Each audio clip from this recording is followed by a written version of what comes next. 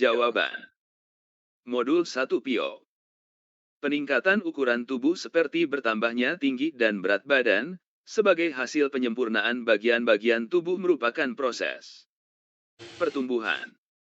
Peningkatan kapasitas fungsi dan kemampuan kerja organ-organ tubuh seperti kerja sistem peredaran darah, pernapasan, dan lain sebagainya merupakan ciri khas dari perkembangan.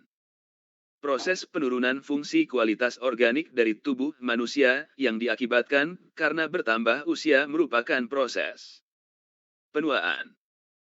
Anak yang memiliki kecenderungan unggul dan mampu dalam memanipulasi objek dan senang serta terampil dalam latihan-latihan fisik. Ini merupakan cerminan anak memiliki dominan kecerdasan. Kecerdasan tubuh kinestetik, bodily and kinesthetic. Proses pengoperasian ilmu yang normatif, proses sosialisasi anak yang terarah, akan memberikan warna kehidupan anak di dalam masyarakat, dan kehidupan mereka di masa yang akan datang, merupakan ciri yang mempengaruhi perkembangan sosial anak dari faktor pendidikan. Faktor-faktor yang mempengaruhi perkembangan sosial anak dan remaja adalah, kecuali keterampilan gerak.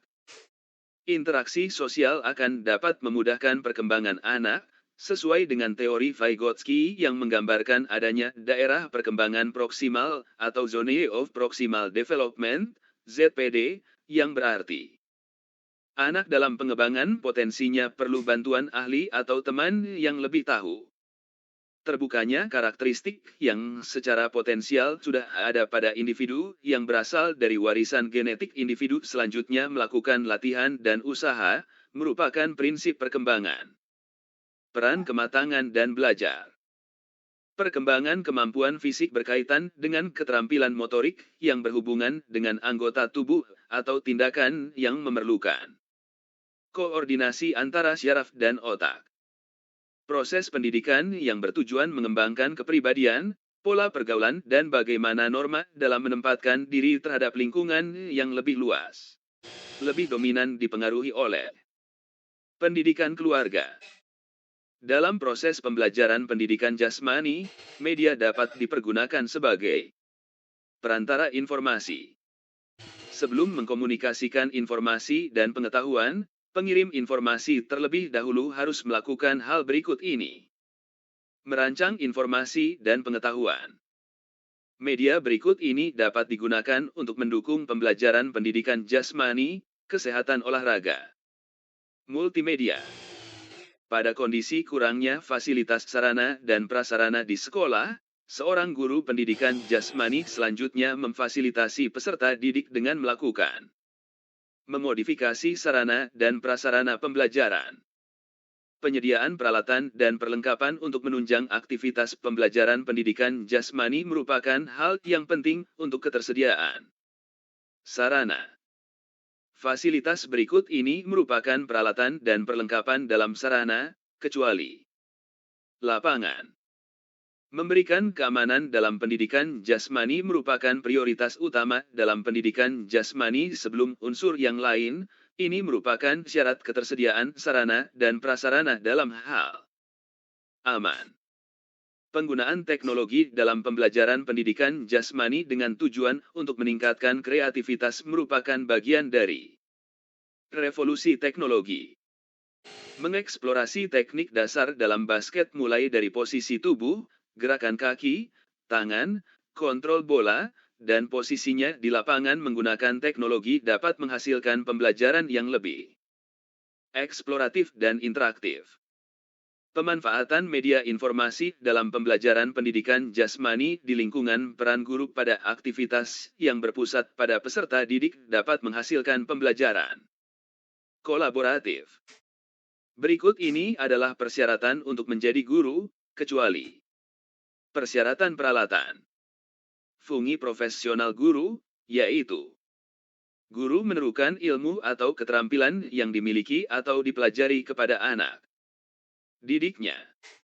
Pengakuan kedudukan guru sebagai tenaga profesional dibuktikan dengan sertifikat pendidik. Seorang guru merupakan seorang pengajar dari bidang ilmu yang dia kuasai, merupakan peran guru sebagai demonstrator.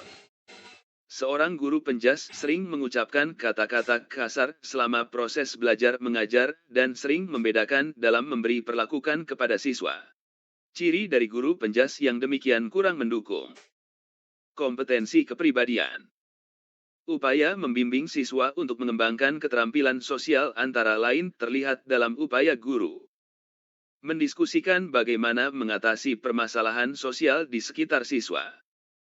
Kemampuan yang dapat dilakukan atau ditampilkan untuk satu mata pelajaran atau kompetensi dalam mata pelajaran tertentu harus dimiliki oleh siswa disebut standar kompetensi. Berikut ini merupakan dimensi kualifikasi yang harus dimiliki oleh guru, kecuali keterampilan mengajar. Prinsip profesionalitas yang harus dimiliki dosen atau guru sesuai UU Guru dan Dosen adalah sebagai berikut, kecuali mampu mengenal karakteristik setiap siswa setiap mahasiswa di perguruan tinggi sekolahan. Kemampuan guru dalam mengelola pembelajaran merupakan kompetensi pedagogik. Mengembangkan manusia Indonesia dan mencerdaskan kehidupan bangsa. Manusia yang mempunyai takwa dan iman kepada Tuhan Yang Maha Esa dan mempunyai budi pekerti yang luhur, mandiri, kepribadian yang mantap, kesehatan rohani dan jasmani, keterampilan dan pengetahuan, dan terakhir mempunyai rasa tanggung jawab untuk berbangsa dan bermasyarakat. Tujuan pendidikan nasional. Seorang guru terus menunjukkan komitmen dalam pekerjaan untuk dengan mengikuti pelatihan metode pembelajaran dan terus-menerus mengembangkan diri dalam pemanfaatan berbagai strategi yang digunakannya dalam sesuai bidang keahliannya merupakan makna profesionalisme. Setiap guru memiliki jaminan perlindungan hukum dalam melaksanakan tugas keprofesionalan. Hal tersebut termuat dalam Undang-Undang Guru dan Dosen. Pelaksana program sertifikasi pendidik adalah perguruan tinggi yang memiliki program pendidikan yang ditunjuk pemerintah. Seorang guru dapat diberhentikan jabatan guru secara tidak hormat dikarenakan kecuali sakit jasmani dan atau rohani sehingga tidak dapat melaksanakan tugas secara terus-menerus selama 12 bulan. Dalam menjalankan tugasnya, seorang guru sering mendapat perlakuan yang kurang baik seperti laporan orang tua terhadap tindakan guru terhadap siswa. Guna mendapatkan perlindungan terhadap guru memiliki hak atas perlindungan yaitu hukum, profesi, keselamatan kerja, dan kesehatan kerja. Dalam menjalankan tugas guru akan mendapatkan gaji atau imbalan. Ketika dalam pelaksanaannya guru mendapatkan gaji yang tak wajar. Pelanggaran terhadap jaminan perlindungan guru tersebut merupakan pelanggaran pada bidang profesi.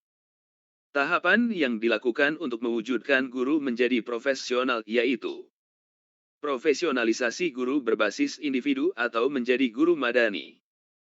Dalam melaksanakan tugasnya sebagai guru, sangat terampil dalam memilih dan memilah materi ajar dan menerapkan berbagai konsep keilmuan pada dunia nyata merupakan kompetensi yang harus dimiliki guru. Keterampilan tersebut merupakan bagian dari kompetensi profesional. Guru piok terampil dalam memilih metode pembelajaran di kelas menggunakan gaya resiprokal dengan mempertimbangkan karakteristik siswa, materi ajar dan ketersediaan sarana dan prasarana. Kecakapan tersebut merupakan bagian dari kompetensi pedagogik. Dalam kelas guru piok tidak pernah membedakan status siswa di kelas atau memberlakukan sama antar siswa dalam kegiatan pembelajaran maupun penilaian. Perilaku ini merupakan perwujudan dari kompetensi kepribadian.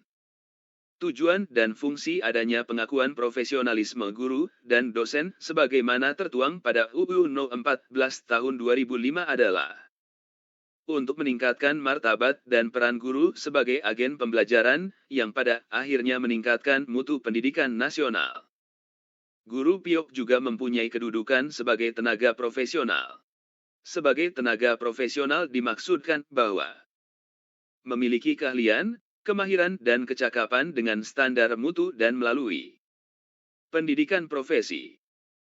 Sebagai seorang guru harus mampu menggunakan pengetahuan dan pemahaman yang cukup tentang media pendidikan sebagai alat komunikasi dan memanfaatkan berbagai sumber belajar yang berguna, serta dapat menunjang tercapainya tujuan dalam proses belajar mengajar, baik yang berwujud narasumber, buku teks, majalah, surat kabar, maupun sumber belajar lainnya merupakan fungsi guru sebagai fasilitator.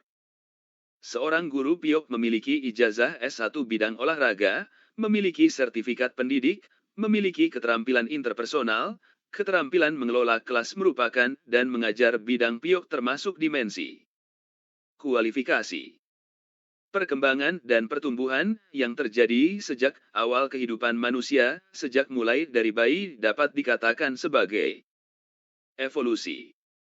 Pengukuran pertambahan tinggi dan berat badan pada anak merupakan bagian dari pertumbuhan.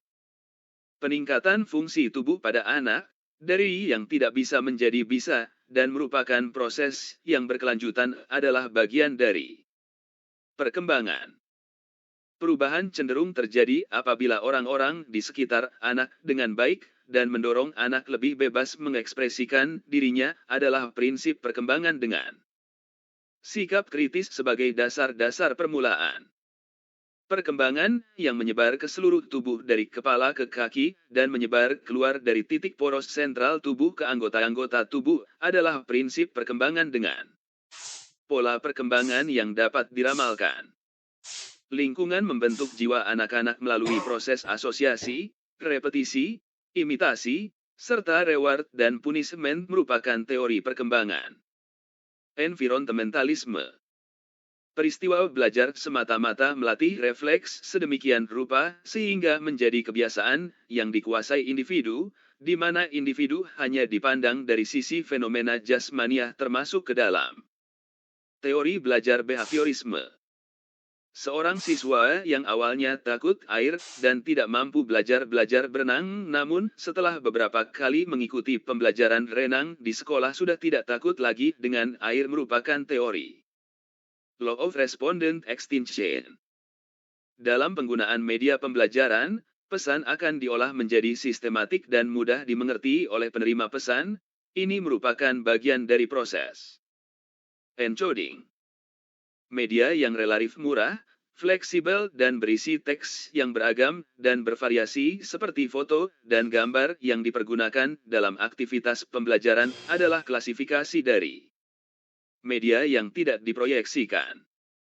Tugas ajar yang diberikan harus memperhatikan perubahan kemampuan anak dan dapat membantu mendorong perubahan perkembangan peserta didik didasarkan pada karakteristik program pendidikan jasmani, yaitu Development Appropriate Practice.